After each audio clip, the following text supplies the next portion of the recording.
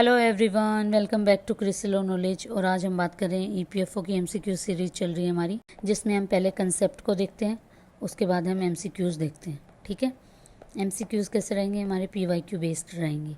इसमें हम labour laws की बात कर रहे हैं। टोटल 9 लेबर लॉज हैं, जिसमें से हम 5 कर चुके हैं, आज 6th है। ठीक है, आज हम बात करेंगे ट्रेड यूनियन एक्ट 1926 की। तो ये बताओ कि 1926 से पहले क्या ट्रेड यूनियन थी? नहीं।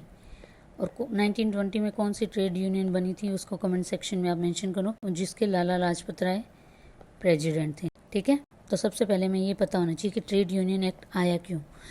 इससे पहले जो यूनियंस बनी हुई थी ना, बनी तो हुई थी बहुत सारी यूनियंस, पर वो ना लीगल नहीं थी। तो उससे पहले ट्रेड यूनियंस को क्या माना जाता था? इलीगल माना जाता था। ठीक है, अंग्रेज उस टाइम मानते थे कि ये हमारे खिलाफ बनाई गई संस्थाएं हैं। ठीक है, पर उन्होंने 1926 में ये ट्रेड यूनियन एक्ट लेके आए और जो लेबर क्लास है उसको प्रोटेक्ट करने का एक प्रयास करा। सबसे पहले हम देखते हैं कि ट्रेड यूनियन एक्ट में क्या होगा। ट्रेड यूनियन एक्ट में ये होता है कि जो भी वर्कर्स हैं ना, अपनी एक यूनियन बनाते हैं। तो जैसे उनका फिर एक लीडर होगा, वो लीडर क्या करेगा? अपनी यूनियन की बात मालिक को बोलेगा, मतलब कि जो तुम्हारा कंपनी का ओनर है उसको बोलेगा कि जैसे वेजेस ज़्यादा करो, या सेफ्टी का इशू है, या फिर हेल्थ का इशू हो रहा है इस कंपनी में काम करने से वाले वर्कर्स को। तो जितनी भी बातें होंगी वो एम्प्लॉयर को बताएगा। कौन? जो लीडर होगा वो। ठीक है, तो ट्रेड यूनियन एक्ट आने से क्या हो गया? एक लीगल स्टेटस मिल गया। क्या मिल गया? लीगल स्टेटस किसको मिल गया? ट्रेड यूनियंस को। अब वो लीगली चल सकती हैं। ठीक है, अब है ना, इस एक्ट के अंदर सेक्शन 2 में ना कुछ चीज़ें डिफाइन करी गई हैं, जैसे ट्रेड यूनियन क्या होता है, ट्रेड डिस्प्यूट क्या होता है, वर्कमैन क्या होता है। ठीक है, हम देखते हैं। अब ट्रेड यूनियन क्या होता है? ट्रेड यूनियन ना टेम्परेरी भी हो सकती है या परमानेंट भी हो सकती है। ठीक है, जैसे क्या है, ट्रेड यूनियन में मान लो एक कोई कंपनी है, उसके अंदर बहुत सारे वर्कर हैं, उन्होंने मिलकर अपनी एक ट्रेड यूनियन बना ली, पर उन्होंने क्या है, 1 साल तक रजिस्ट्रेशन नहीं कराया है। पर 1 साल बाद वो सोच रहे हैं कि चलो हम रजिस्ट्रेशन करा लेते हैं अपनी कंपनी का, अपनी ट्रेड यूनियन का। तो पहले 1 साल रजिस्टर नहीं कराया तो उस पर कोई कार्रवाई नहीं होगी, क्योंकि ये क्या है, वॉलेंट्री है, कंपल्शन नहीं है कि करवाना ही पड़ेगा। जब वो रजिस्टर कराएंगे 1 साल बाद, तब उनसे थोड़े एक्स्ट्रा डॉक्यूमेंट्स मांगे जाएंगे, जैसे उनकी कंपनी की एसेट कितनी है, या अभी उनकी लाइबिलिटी कितनी है ट्रेड यूनियन की। ठीक है, एसेट कितनी है, लाइबिलिटी कितनी है, इसका हेडक्वार्टर कहाँ है, कितने वर्कर्स हैं, एड्रेस क्या रहेगा, वो सब बताना होता है। ठीक है, तो ट्रेड यूनियन क्या होगी?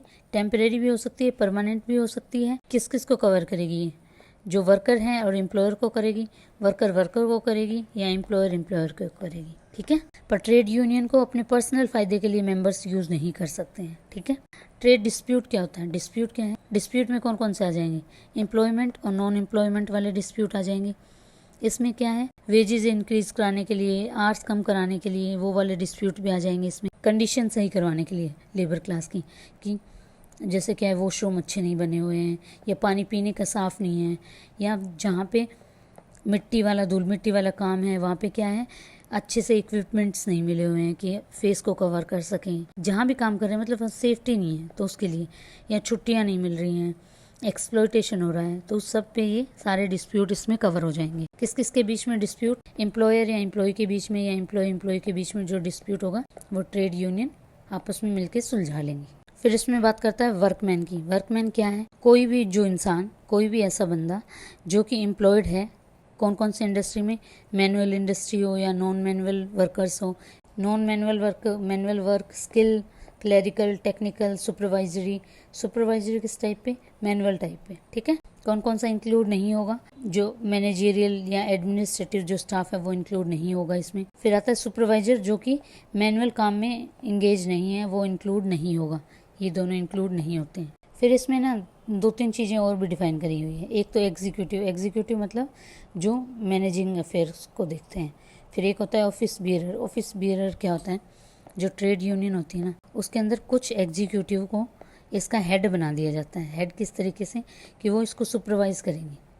उसमें ना मेंबर ऑफ एग्जीक्यूटिव होंगे, पर ऑडिटर को नहीं बनाया जाता। ठीक है, तो वो क्या है, इसके ऊपर ट्रेड यूनियन में जो भी अपर लेवल के काम है ना, वो ये देखेगा।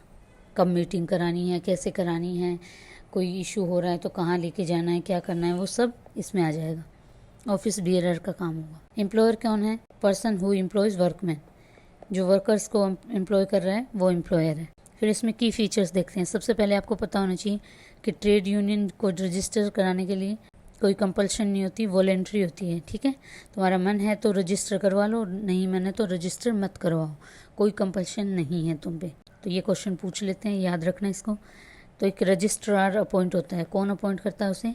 उसे अपॉइंट करती है एप्रोप्रिएट गवर्नमेंट। सेंटर लेवल पे होगी तो सेंटर, स्टेट लेवल पे होगी तो state.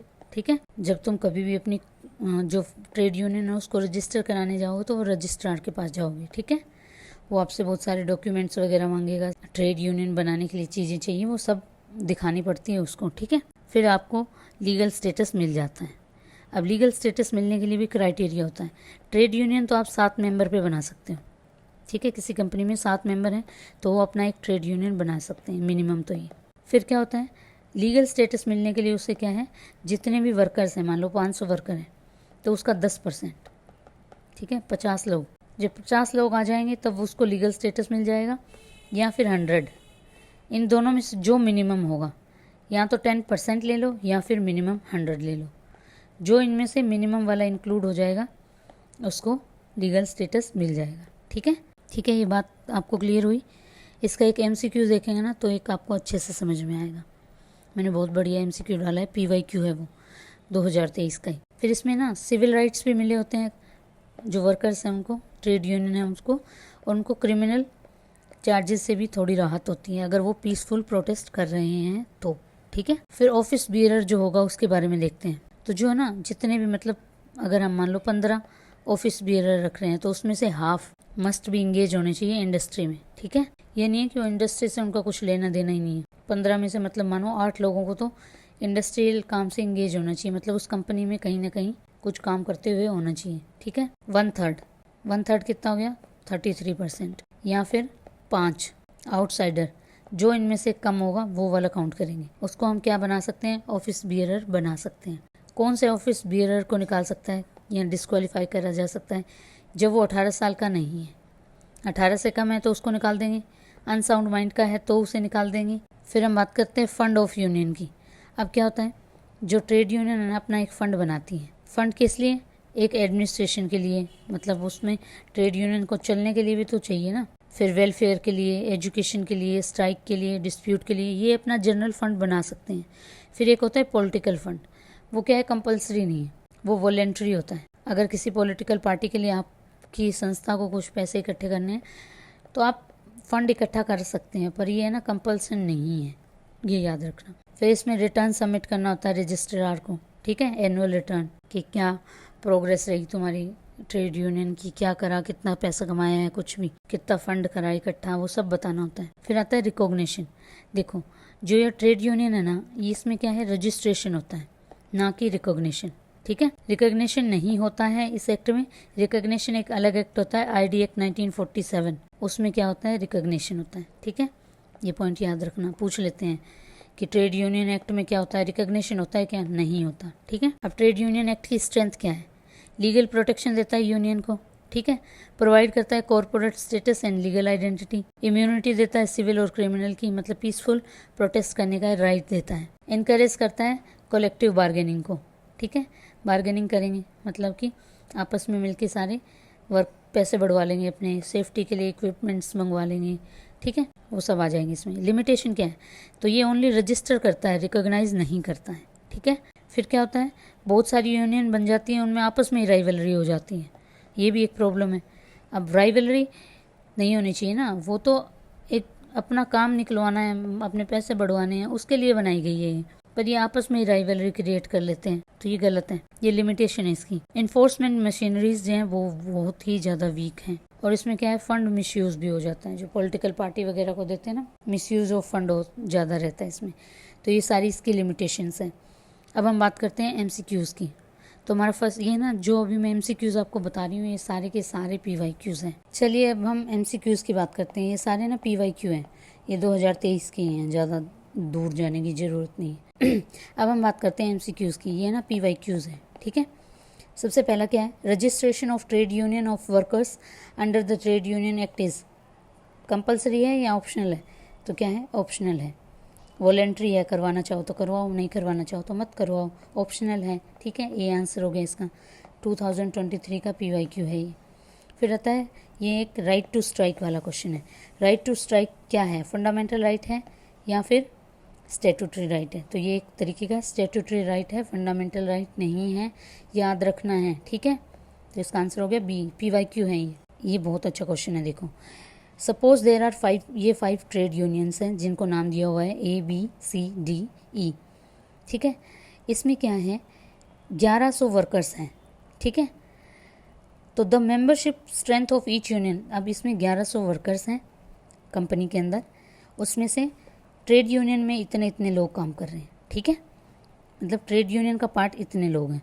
As per the provision of trade union act 1926, इनमें से किसको रजिस्टर होने के लिए एलिजिबल है ये? अब मैंने आपको बताया था ट्रेड यूनियन तो कितने वाला इंसान बना सकता है, 7 मेंबर मिनिमम हो वो अपनी ट्रेड यूनियन बना सकता है। रजिस्ट्रेशन या लीगल स्टेटस के लिए आपको क्या करना पड़ेगा, 10% या फिर 100, इनमें से जो मिनिमम हो वो। अब बात करते हैं इसका 10% कितना हुआ, इसका 10% हुआ 110, ठीक है। तो ट्रेड यूनियन में कितने होने चाहिए मेंबर, 100 या फिर 10% जिस जो मिनिमम हो, तो 100, तो ये आ जाएगा 100 है ना इसमें, तो ये ट्रेड यूनियन सही है, रजिस्ट्रेशन कराने के लिए एलिजिबल है। फिर ये 100 है तो ये तो है ही है, उसके बाद 370, ये तो उससे ज़्यादा ही है, तो ये भी हो जाएगी। 110 वाली एलिजिबल है, 275 वाली एलिजिबल है, समझ में आया ना आपको। जैसे वर्कर कितने थे 110, उसका या तो 10% लोग या फिर 100, जो मिनिमम होगा वो हम काउंट कर लेंगे। तो मिनिमम कितना है इसमें, 10% तो हो गया 110 और 100 क्या हो गया 100 मिनिमम। तो मिनिमम लोग तो ट्रेड यूनियन का पार्ट है ना, 100 से ऊपर हैं ये सारे, ये है 100 से नीचे, तो ये रजिस्ट्रेशन के लिए एलिजिबल नहीं होगा, ठीक है, समझे। मिनिमम के लिए मिनिमम होने चाहिए 7 ट्रेड यूनियन बनाने के लिए, रजिस्टर कराने के लिए आपको 10% या फिर 100 जो मिनिमम होगा वो। तो देखो कितना अच्छा क्वेश्चन है, आपको ऊपर वो कंसेप्ट भी नहीं समझ में आएगा तो एक क्वेश्चन देख के आपको समझ में आ गया होगा। 100 होने चाहिए थे या 110 होने चाहिए थे, पर इसमें 80 है तो 80 वाला तो नहीं होगा, तो इसको ई वाले पोर्शन को काट दो, ABCD बी आंसर हो जाएगा इसका। और ये 2023 का PYQ है। अब हम बात करते हैं next question, which of the minimum number of member require for registration of trade union? तो 7 मेंबर। अब आपको एक कन्फ्यूजन होना चाहिए कि आप उसमें बोल रहे थे मिनिमम मेंबर 7 हैं, फिर ई वाली फैक्ट्री में तो 80% थे, तो वो इंक्लूड क्यों नहीं हुए? वो इसलिए कि मिनिमम में आप रजिस्टर करा सकते हो 7 मेंबर पे, बट क्या है कि जो आपको एक बिगेस्ट क्राइटेरिया जो है वो इंक्लूडेड होना चाहिए प्लस, कैसा 100 लोग या फिर 10% जो वर्कर्स हैं वो उस कंपनी के। अगर यहाँ पे क्या होता कि मान लो 70 लोग किसी वर्कर्स काम कर रहे थे, तो 70 का 10% कितना हुआ 7, तो ये वाला उस केस में सही हो जाता। दोनों कंडीशन फुलफिल होनी चाहिए ना। इसमें क्या है, अगर यहाँ पे अगर मान लो कि यहाँ वर्कमैन कितना होता 70 होता, तब ये ऑप्शन सही हो जाता, पर इसका 10% वाला वो दोनों क्राइटेरिया फुलफिल होने चाहिए ना, ठीक है। आई होप समझ में आया हो आपको। चलिए नेक्स्ट क्वेश्चन की बात करते हैं, which of the following dispute is are consider as a trade dispute under the provision of trade union act 1926। जो इसमें हमने ट्रेड डिस्प्यूट की जो डेफिनेशन पढ़ी है ना, उसी पे बेस्ड ये क्वेश्चन है।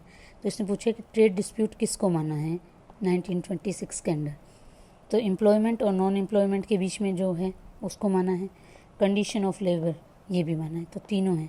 एक बार आप ऊपर दोबारा फिर से देख लो। अब ये देखो ट्रेड डिस्प्यूट किसको, एम्प्लॉयमेंट नॉन एम्प्लॉयमेंट के लिए, कंडीशन ऑफ लेबर के लिए, टर्म ऑफ वेजेस के लिए, इस सब को क्या माना है ट्रेड डिस्प्यूट माना है। और ये PYQ है 2023 का EO का, ठीक है। फिर हम बात करते हैं under the trade union act outsider can be office bearer of a trade union up to. अब क्या है आउटसाइडर कितने बन सकते हैं, 1/3 पढ़ा था ना हमने, 1/3 या फिर 5, जो जिसमें से जो मिनिमम होगा वो, तो इसमें आ जाएगा B। फिर हम बात करते हैं disqualification for being an office bearer of a trade union include. किसे डिस्क्वालीफाई कर दिया जाएगा ऑफिस बियरर बनने से, जो एक तो 18 साल से कम हो वो कट जाएगा, या अनसाउंड माइंड का हो वो कट जाएगा, ठीक है, क्रिमिनल एक्टिविटीज़ में इन्वॉल्व हो वो कट जाएगा, और क्या है इसमें क्या है इंडस्ट्रीज़ में काम करता होना चाहिए ना 1/3 वाला, तो इसके सारे हो जाएंगे डी आंसर हो जाएगा। ये डिस्क्वालिफिकेशन वाला पॉइंट मैंने ऊपर अच्छे से बताया हुआ है, देख लो उसे। तो ये हमने आज जो डिस्कस करे थे वो सारे PYQs थे इन 2 क्वेश्चन को छोड़ के।